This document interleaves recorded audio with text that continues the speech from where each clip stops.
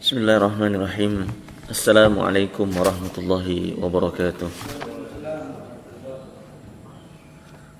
Alhamdulillahi hamdan hamidin, hamdan syakirin, hamdan yuafi ni'mahu wa yukafihu mazidah. Ya Rabbana lakal hamdu kama yanbaghi li jalali wajhika wa azimi sultanik.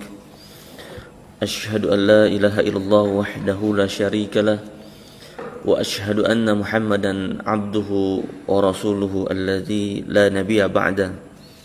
Allahumma salli wa sallim wa barik ala hadzal nabiyil karim Muhammadin sallallahu alaihi wa ala alihi wa sallam wa ala alihi wa ashabihi wa man tabi'ahum bi ihsanin ila yaumiddin.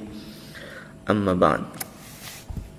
Hadirin jamaah salat subuh Masjid Istiqamah serta mitra IDC sekalian yang dirahmati Allah subhanahu wa ta'ala.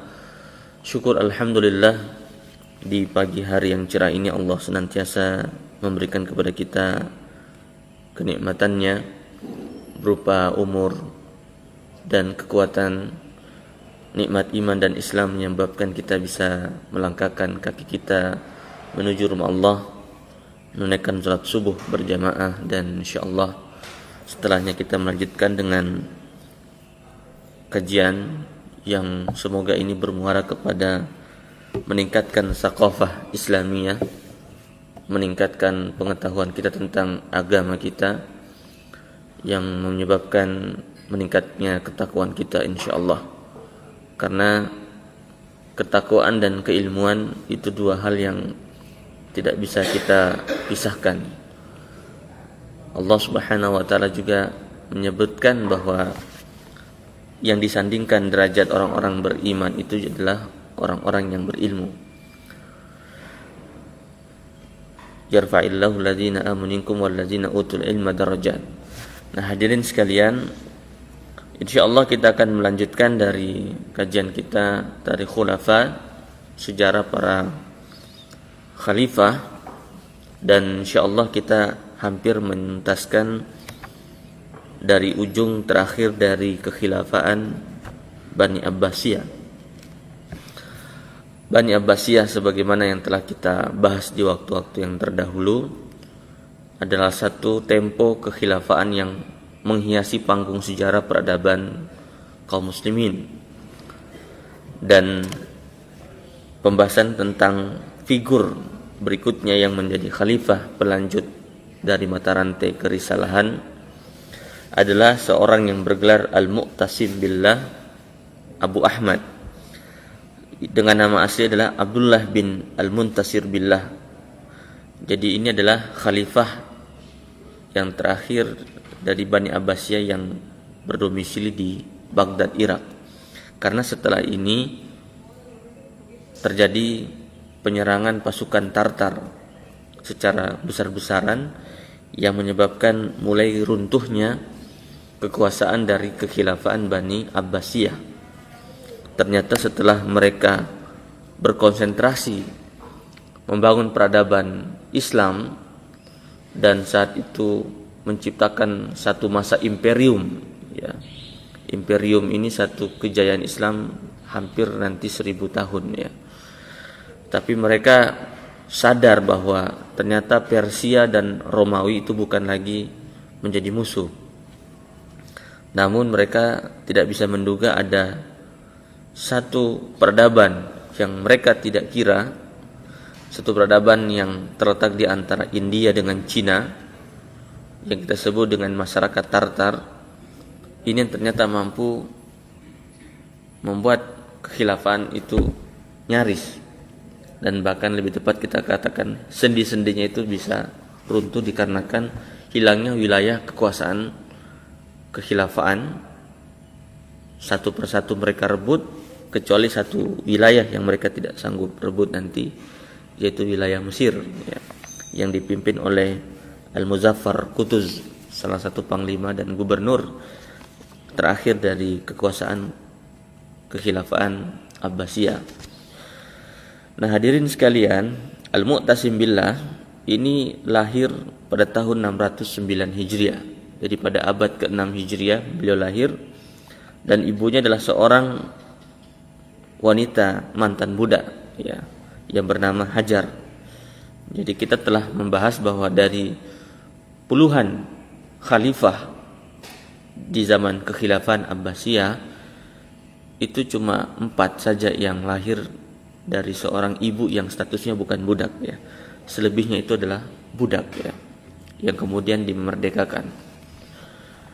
Kemudian beliau dilantik sebagai khalifah menggantikan ayahnya yang telah meninggal, dan kita mengetahui bahwa ayah beliau adalah seorang ksatria yang sangat terkenal dan pemegang teguh agama, dan bahkan pencinta ilmu yang sangat tinggi, yang kita lihat membangun satu wilayah perkembangan ilmu yang sangat gemilang saat itu.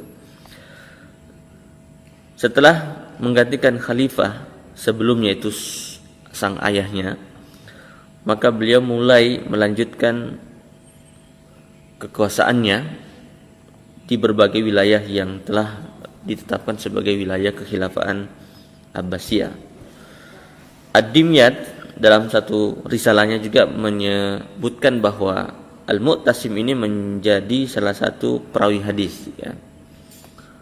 Dari jalur beliau juga ada beberapa hadis yang diriwayatkan, dan bahkan Al-Dimyat menuliskan ada 44 hadis ya, yang diambil dari beliau.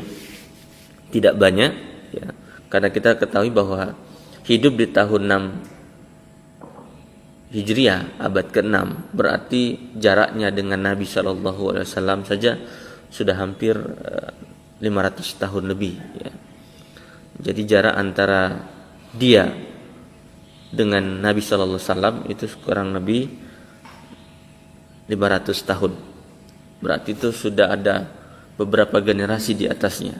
Dan kita sepakat bahwa yang disebutkan dengan khairun nas kuruni, yaitu sebaik-baik zaman adalah zaman Nabi, tsummal ladzina yalunahum, tsummal ladzina yalunahum, kemudian setelahnya, kemudian setelahnya.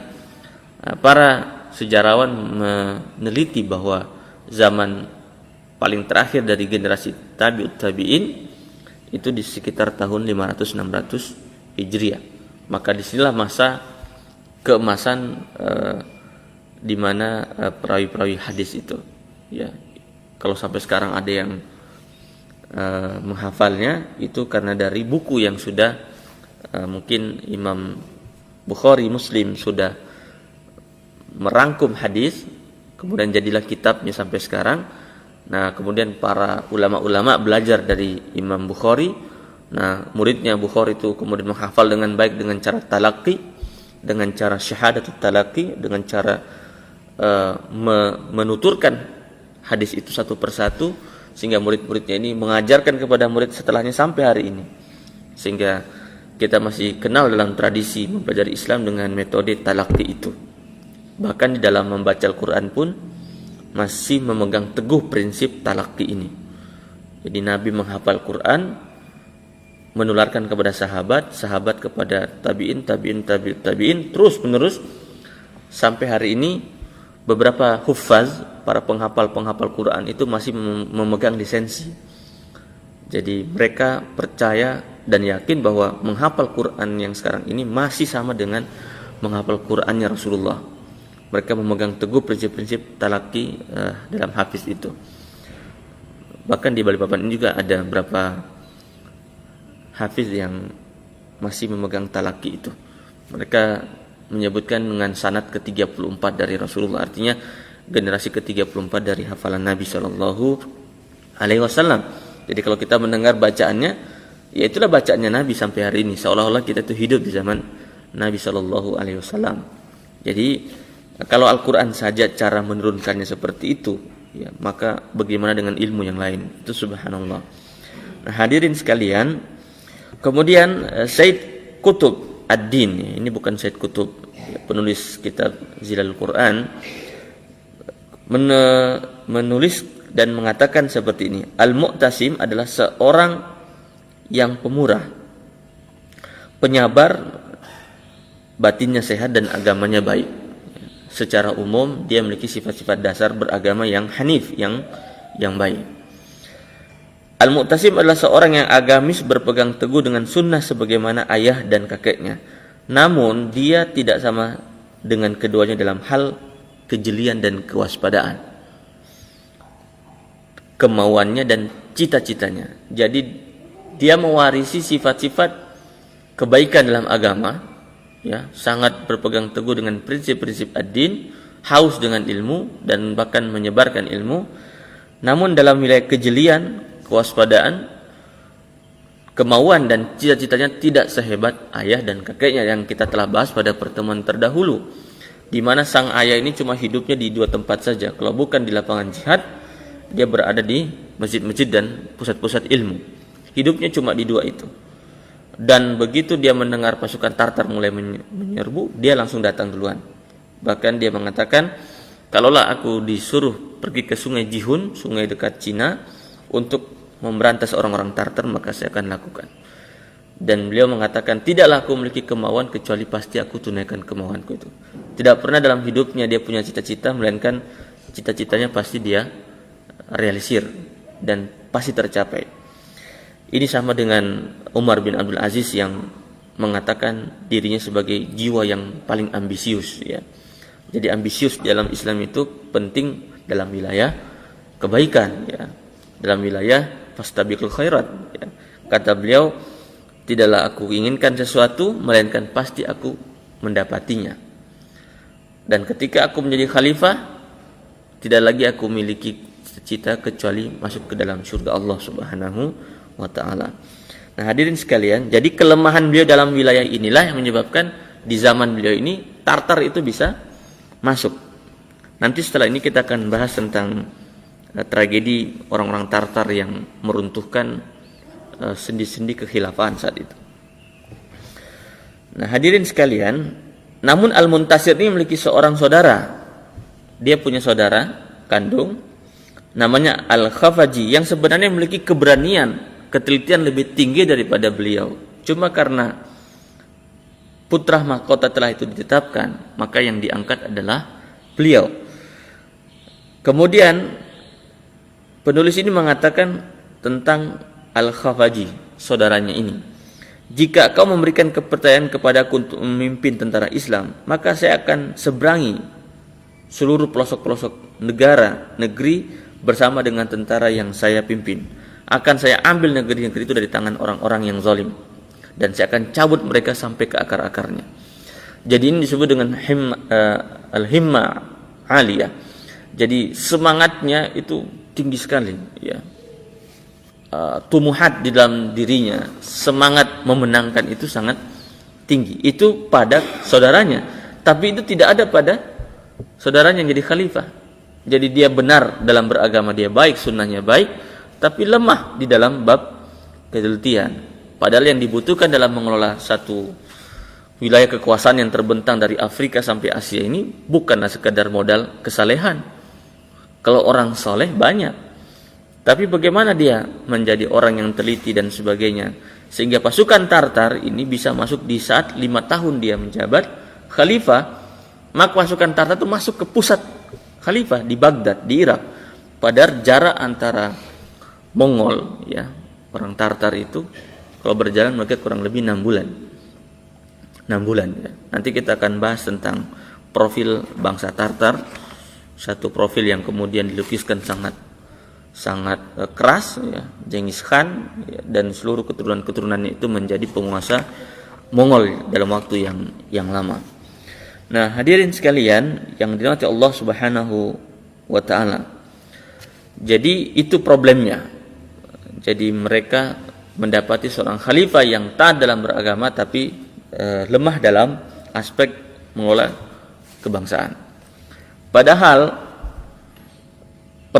problem terbesar sang khalifah itu adalah menjaga wilayah dalam satu bingkai kekhilafahan. Jadi masalah integritas satu wilayah yang sangat luas. Kalau kita kumpulkan ujung timur dan ujung barat wilayah kekuasaan Kekhilafahan Abbasiyah, itu sama sekarang kalau kita mengumpulkan dari Inggris, ya, mungkin sampai ke India. Nah, kalau kita terbang naik pesawat, naik haji saja Indonesia ke Jeddah itu bisa melewati belasan negara. Bisa dibayangkan seorang khalifah mengurus hampir 1/2/3, ya mungkin 1/2 dunia. Itu kan tidak mudah. Kalau dulu belum ada pesawat, ya, belum ada teknologi canggih. Bagaimana mengurus secara manual? Dan dia punya satu kekuatan bahwa bagaimana dia tidak hadir tapi mampu membuat wilayah itu utuh dalam satu pangkuan. Itu bukan persoalan sederhana. Kita tidak usah jauh contoh khilafah itu. Indonesia saja, Indonesia ini yang cuma Sabang sampai Merauke, ketika mau disatukan tidak mudah. Dan buku yang saya baca tentang Nusantara, salah satu saham terbesar mengapa Indonesia itu mau bergabung dalam satu keranjang nasional bernama Negara Kesatuan, di antara sebabnya itulah kemiripan sejarah. Ternyata ada juga manfaatnya kita dijajah Belanda, ya. Maksudnya itu adalah kita punya duka yang sama, dijajah oleh satu bangsa dari Sumatera sampai di Papua sana. Sehingga mental kita sama saat itu, rasa kita sama. Dijajah itu tidak suka, dan yang menjajah juga Belanda.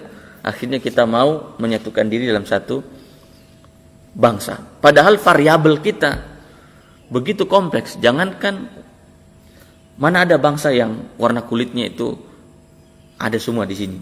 Ya, kita ke Papua hitam. Nggak ada negara di dunia ini yang karakternya itu seperti Indonesia, tidak ada. Bahasanya sendiri, bukan cuma 2, 3. Ini bahasa itu sendiri dalam Indonesia itu ratusan, Pak. Bahkan ada satu pulau yang saya datangi di Buton, itu pulau yang menurut saya paling banyak bahasanya. Satu kecamatan bahasanya ada sendiri. Kata para sosiolog, puncak tertinggi orang dalam berperadaban itulah berbahasa. Kalau orang sudah bisa melahirkan bahasa, ya, maka itu sudah beradaban sangat tinggi. Jangankan dari bahasa, warna kulit, apalagi kita, agama, kultur, sangat banyak sekali, ya. Bahkan saking besarnya Indonesia ini, matahari terbit 3 kali, Pak, kan di sini. Kalau negara lain cukup sekali terbit itu matahari, tapi untuk Indonesia matahari butuh terbit 3 kali. Indonesia bagian timur terbit, nanti di tengah terbit, barat terbit. Artinya matahari, bayangkan, untuk menyinari Indonesia ini butuh 3 waktu. Saking panjangnya. Tapi mau kita menyatukan diri. Tapi pertanyaan kita ketika kita bersatu tahun 45 itu, apakah tidak ada ancaman kita memisahkan diri? Oh, banyak. Datangnya dari dalam dan dari luar. Nah, itu juga yang terjadi khilafah. Ini nggak ada bab agama di sini, dalam artian kan Islam sudah menyatukan kita. Betul, Islam sudah menyatukan kita, tapi bukan karena Islam menyatukan kita kemudian tidak ada potensi disintegrasi seperti itu. Nah, itu saham terbesar kita adalah memiliki pengalaman yang sama. Perasaan itu menjadi perasaan kolektif menghinggapi seluruh bangsa ini. Kemudian kita harus merdeka dan menyatukan diri. Dan itu pun saking banyaknya kita dijajah Belanda 350 tahun, mental penjajah. Sampai-sampai ada anekdot seperti ini. Kenapa ya kita dijajah Belanda? Kenapa nggak dijajah sama Inggris? Ya, karena Inggris kan menjajah lebih cerdas katanya. Kita bisa bahasa Inggris. Itulah kalau mental penjajah, sudah dijajah Belanda lama, memilihnya lagi dijajah gitu. Kenapa nggak dijajah sama Inggris saja kita? Yang namanya mental penjajah harusnya bilang merdeka, tapi salah dijajah kita. Ya, kenapa tidak seperti Malaysia, Singapura yang dijajah sama Inggris, katanya lebih hebat, lebih maju peradabannya. Nah, hadirin sekalian, jadi kalau kita saja Indonesia itu punya problem mempertahankan integrasi, bahkan di zaman merdeka pun sudah ada yang lepas. Ya, Timur lepas, kemudian Aceh dikasih otonomi sangat khusus, Papua juga khusus. Itu kan kompromi negara terhadap negara wilayah sebenarnya. Nah, bayangkan khalifah yang alat kontrolnya itu tidak ada, mulai dari Afrika sampai Asia Tengah. Bagaimana cara mengontrolnya? Khalifah duduknya di Baghdad, bagaimana setiap detik dia memantau wilayah kekuasaan kegubernuran di Mesir? Enggak mudah. Karena itulah hadirin sekalian, apapun yang kita bahas pasti kembalinya kepada satu hukum. Di dalam Al-Quran disebut dengan sunnah at-tadawul, siklus pergantian. itu pasti terjadi. Tidak pernah orang itu memimpin terus menerus, pasti ada saatnya dia di bawah. Dan tidak pernah orang itu di bawah terus, pasti akan di atas. Ini cuma bergilir. Jadi ketika Imperium Roma itu berkuasa, tidak selamanya Imperium Roma itu akan berkuasa, pasti ada waktu turunnya. Persia juga demikian. Ya. Sama juga dengan Islam, pasti ada naiknya. Tapi juga tidak selamanya Islam itu secara imperium, ya, bukan secara nilai. Secara nilai dia abadi. Tapi ketika Islam itu menjelmakan dirinya menjadi satu kekuasaan legalitas, maka itu tergantung dari manusia-manusianya. Maka dia sanggup memimpin dari zaman Rasulullah, Khulafaur Rasyidin, kemudian Umayyah, Abbasiyah, Fatimiyah, Utsmaniyah. Itu kalau dikumpulkan semua 1000 tahun baru dia runtuh. Jadi bayangkan 1000 tahun memikul imperium itu tidak mudah. Kalau Romawi sendiri usianya sampai 500 tahun, Cina sampai, bahkan Cina itu mengalahkan imperium Islam, ya. Dia usianya sampai 3000 tahun. Bahkan sebelum Masehi dia sudah punya kerajaan. Jadi lebih besar Cina menopang kekuasaannya. Tapi jangan kita lihat Cinanya, kita lihat. Tapi ini masalah wilayah-wilayah manajerial, sehingga tidak mudah mempertahankan seperti itu. Nah, karenanya hadirin sekalian, jadi yang harus kita konsen nanti adalah faktor-faktor penyebab runtuh dan apa syarat-syarat penyebab kebangkitan. Jadi harus dipahami itu, sehingga Muhammad Qutb berani mengatakan setiap kali ada titik terendah yang namanya keterpurukan, maka di situ justru akan lahir kebangkitan. Makanya semua nabi itu lahir di tempat-tempat yang terendah, puncak keruntuhan akhlaknya. Nabi harus lahir di situ. Jadi kalau orang sekarang mengatakan bahwa Indonesia ini sedang carut marut dengan wilayah etika Islamnya, maka siap-siaplah mungkin mujaddid, para pembaharu itu justru muncul dari seperti itu, karena agenda utama pembaharu itulah menyelesaikan problem umat itu. Jadi jangan pernah meratapi gelapnya malam itu, karena siap-siap ada yang menyalakan lilin di situ. Tidak boleh kita jadi orang yang cuma penganut pencela kegelapan. Kalau cuma penganut pencela kegelapan, semua kita bisa mencela kenapa begini. Kalau cuma seperti itu, setiap orang itu bisa menjadi pencela kegelapan. Tapi siapa di antara kita yang mampu menciptakan api dan kemudian api ini mampu menerangi? Itu yang kita harus pahami. Sebagaimana khalifah, dia berpikir bagaimana mewarisi kekhilafan dari sang ayah, sang kakek, tapi betapa beratnya dia menopang itu. Nah, hadirin sekalian, kemudian di saat beliau menjadi khalifah, mulailah beberapa wilayah gubernur itu otonom. Jadi mereka sudah melihat bahwa khalifah juga tidak pernah kontrol kita kok. Nggak ada juga yang mampu memberikan sanksi, sehingga menciptakan timbulnya rasa kemerdekaan dalam satu wilayah. Artinya Mesir kemudian mengatakan, tidak dibantu khalifah juga di Baghdad juga kami bisa hidup, sehingga muncullah semangat-semangat memisahkan diri. Padahal di dalam Islam ancaman memisahkan diri dari jamaah itu berat sekali hukumannya, ya. Dianggap bughad, dianggap keluar dari jamaah. Wa man syadda ilan nar, ya, yadullahi ma'al jamaah, tangan Allah itu senantiasa bersama dengan jamaah. Keluar dari jamaah itu keluar dari jamaah menuju neraka. Jadi ketika mereka sudah melihat bahwa ini sudah bisa pecah sendiri, itu yang masuk adalah setan yang menyebabkan mereka lahirnya raja-raja kecil, sehingga mereka terlepas daripada kekuatan Islam saat itu. Itu tidak bisa kita hilangkan dalam fakta setiap kali kita membahas imperium Islam. Nah, hadirin sekalian, apatah lagi di Mesir meninggal saat itu Sultan Malik Saleh, penguasa tunggal, meninggal, ya, di bulan Sya'ban. Kemudian mengangkat istrinya sendiri merahasiakan meninggalnya sultan ini supaya mencegah lahirnya bibit-bibit pemberontakan. Dan akhirnya hadirin sekalian, orang-orang Turki pun masuk, ya. Jadi selain Tartar, orang Turki juga nanti masuk. Sehingga mulailah wilayah itu dicaplok oleh kekuasaan-kekuasaan dari luar Islam. Nah, hadirin sekalian, pada tahun 658, ya, Dimyat, satu wilayah Eropa ini dikuasai oleh imperium. Jadi satu-satunya wilayah yang tersisa yang mampu dia raih adalah Ad-Dimyat. Nah, sekarang kita akan menyebutkan apa yang disebutkan oleh Imam Az-Zahabi bahwasanya saat orang-orang Tartar ini sudah mulai masuk dan melihat celah sang khalifah orang yang lemah, hadirnya selalu di masjid tapi tidak pernah mau mengontrol rakyatnya. Cuma haus dengan ibadah tapi tidak pernah peduli dengan jengkal demi sejengkal tanah yang sudah dikuasai. Sehingga yang namanya orang memimpin cuma di masjid ya apa?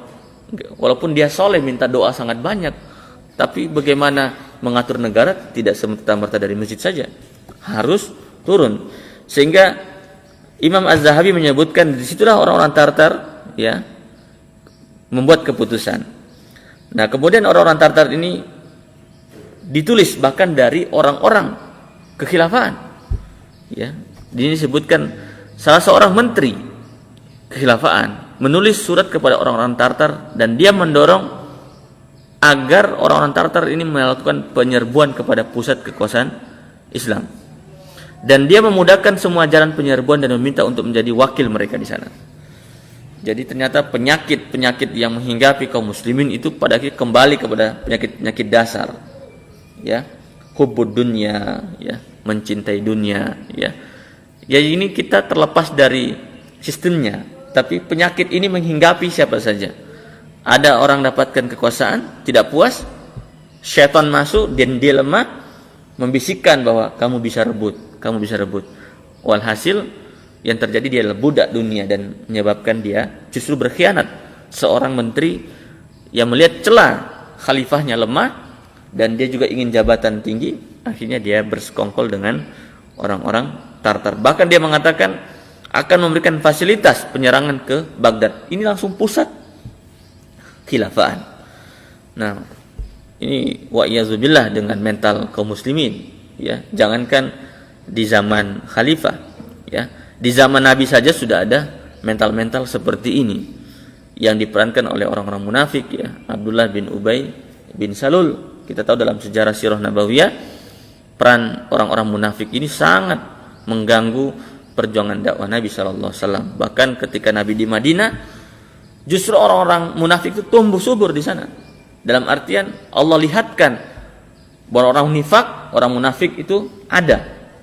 Bahkan sengaja dibuat ada supaya kita menjadikan dia sebagai referensi bahwa di tengah Nabi saja ada orang-orang munafik supaya kita tidak kehilangan referensi nanti. Dan subhanallah, justru ketika Abdullah bin Ubay memperlihatkan kemunafikannya, Allah justru tidak menginstruksikan eksekusi kepada orang munafik itu. Dibiarkan orang munafik itu tumbuh. Bahkan membangun masjid sendiri. Masjid Dirar namanya. Masjid ini dibangun oleh orang munafik untuk mengalahkan Masjid Nabawi. Karena lihat Masjid Nabawi ini ramai, jadi pusat peradaban, pusat segala sesuatu. Orang-orang munafik buat masjid. Setelah perang Tabuk, Nabi diundang untuk meresmikan masjid ini. Tapi ada perintah Allah agar tidak sholat di masjid itu dan diinstruksikan kepada beliau untuk menghancurkan masjid ini. Karena masjid ini masjid yang salah satu masjid yang dianggap menjadi potensi meruntuhkan umat Islam. Ini masjid, Pak. Yang diruntuhkan masjid, bukan diskotik saja gitu. Bukan kafe-kafe, tapi ini masjid. Kalau kita lihat fisiknya kok masjid dihancurin, tapi fungsinya berubah. Masjid Dirar namanya. Masjid ini dihancurkan oleh Nabi setelah perang Tabuk, ya. Sebelum perang Tabuk Nabi diundang untuk datang ke sana, tapi beliau menunda karena ada perang Tabuk. Dan perang Tabuk orang-orang munafik nggak ada yang ikut. Karena dalam sirah perang Tabuk itu perjalanannya jauh sekali, panas. Orang-orang munafik nggak ada yang mau ikut, ya. Mereka itu tidak punya kemauan yang kuat kalau dalam perjuangan itu ada yang payah, ada yang merugikan mereka. Tapi kalau ada yang enak-enak, nah mereka mau ikut. Nah mental itu abadi sampai kiamat. Jadi kita ini harus berlindung diri dari sifat-sifat kemunafikan. Seperti itu akan hinggap kepada siapa saja. Kepada siapa saja. Termasuk di Mesir, ya, yang sekarang bergejolak ini, akan kelihatan siapa yang pro dan siapa yang kontra. Bukan karena bendera-bendera politik saya di sana, tapi kelihatan yang mana yang kemudian pro dengan keadilan, mana yang pro dengan konstitusi dan mana yang tidak. Maka mereka akan memecah diri. Yang tadinya mendukung tiba-tiba ternyata minta jabatan. Ada contohnya minta jabatan wakil menteri kalau dia mendukung militer untuk mengkudeta umpamanya. Ini kan semua sudah fakta yang sudah terjadi. Nah, hadirin sekalian, karena itu penyebab runtuhnya terbesar dari umat Islam sendiri itu bukan dari luar sebenarnya, tapi dari dalam. Dari dalam kita sendiri, kitalah yang meruntuhkan. Yaitu di mana hubbud dunya wa karahiyatul maut. Jadi kata Rasulullah, kalian itu nanti dimakan seperti apa itu? Dimakan dari berbagai arah, dan kalian itu banyak seperti buih. Kagusa isail, dalam hadis disebutkan buih banyak tapi tercerai-berai, nggak ada yang takut melihat kalian itu. Nah, kita merindukan kembali kekuasaan Islam itu diawali dengan seperti itu. Dan saya berkeyakinan tugas kita, kewajiban kita sama, mengembalikan. Saya ulangi, mengembalikan supremasi Islam itu dalam wajah khilafah Islamiyah ustaziyatul alam. Jadi ini harus kembali. Cuma tahap kesananya itu yang harus ijtihadi. Ya, kita hargai, ada yang menempuh jalur A, jalur B, jalur C, itu masalah ijtihadi. Tapi kita harus kembalikan kejayaan Islam itu sampai Islam ini mampu menghilangkan sekat-sekat batas teritorial. Dia harus kembali dijayakan, dan tidaklah kiamat terjadi sebelum itu kembali. Nah, sekarang ini sudah mulai ada yang masuk ke negara, rebut negaranya dulu, masuk ke wilayah konstitusi, memperbaiki hukum. Kemudian negaranya baik, negara-negara yang baik-baik ini berkumpul menjadi satu, kayak perusahaan itu konsorsium. Ya, kalau perusahaan-perusahaan kecil gabung, apa bedanya dengan negara-negara itu gabung menjadi satu konsorsium? Dalam benak saya bayangkan kalau Turki sekarang ini seperti Erdogan itu, yang sekarang menghapus larangan berjilbab yang sudah di sana kan azan tidak boleh bahasa Arab, Pak, ya. Tidak boleh azan, beliau cabut larangan itu, kemudian konstitusi baru beliau rubah, masukkan unsur-unsur Islam. Kalau itu kita tempatkan sebagai posisi mengembalikan supremasi Islam, kenapa nggak dihargai? Mesir, ya, Turki dan seterusnya. Kalau Indonesia juga ada, Malaysia juga ada. Nah, negara-negara ini kenapa tidak buat konsorsium saja nanti? Dan itu cita-cita jangka panjang. Itu salah satu tempuh yang ditempuh, tanpa menafikan saudara kita yang berijtihad bahwa kami tidak mau merebut negara, kami kembali dengan cara asli. Dan itu maafi muskilah, asal saling menghargai di antara kita saja, mana yang tepat, bukan mana yang benar.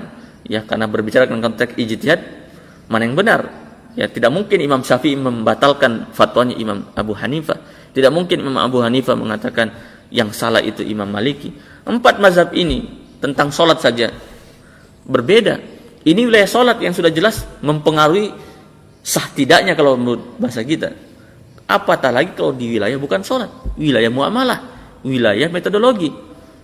Kalau dalam sholat saja yang sangat ketat saja terjadi perbedaan fikih tentang cara ruku, mana yang jatuh duluan, mana telunjuk, bagaimana goyang-goyang, apakah salam baru telunjuk itu diturunkan atau sebelum salam telunjuk itu diturunkan, itu saja masih berbeda. Tapi tidak ada imam mengatakan yang salah telunjuk ini, enggak pernah. Sejak kapan ijtihad itu membatalkan ijtihad yang lain? Tidak pernah ulama kita mengatakan ijtihad Anda salah, saya benar. Yang ada itu kalau saya salah, saya dapat 1 pahala. Kalau kamu benar, kamu 2 pahala. Itu yang terjadi dalam ijtihad selama dalam koridor fikih yang tetap diperbolehkan. Ini kita luruskan pemahaman ini agar para aktivis-aktivis ini tidak dirasuki pemahaman yang menyalahkan dan bahkan cenderung mengkafirkan saudaranya yang cuma berbeda ijtihad. Terlalu mudah menyalahkan, mengkafirkan. Kenapa Imam Syafi'i tidak mengkafirkan yang lain saja kalau masalah sholat? Dan ini kan fatal sekali. Mari saling kita sinergis, karena khilafah ini runtuh justru bukan dari luar sebagaimana, dari dalamnya. Nah, mudah-mudahan setelah nanti pekan depan kita masuk kepada topik kisah tragedi orang-orang Tartar ketika memporak-porandakan khilafah saat itu, sebagai bagian terakhir dari pembahasan dinasti Abbasiyah. Tapi bukan berarti setelah invasi itu Abbasiyah runtuh, masih ada wilayah-wilayah yang masih berdiri sendiri, sehingga itu menjadi menyambung napas panjang dinasti Abbasiyah yang hampir bertahan 3 abad lamanya. Mudah-mudahan ada manfaatnya dalam buku singkat ini, memberikan penambahan ilmu bagi kita semua insyaallah. Hadanallahu wa iyyakum ajma'in. Subhanakallahumma wa bihamdika asyhadu an la ilaha illa anta astaghfiruka wa atubu ilaik. Wassalamualaikum warahmatullahi wabarakatuh.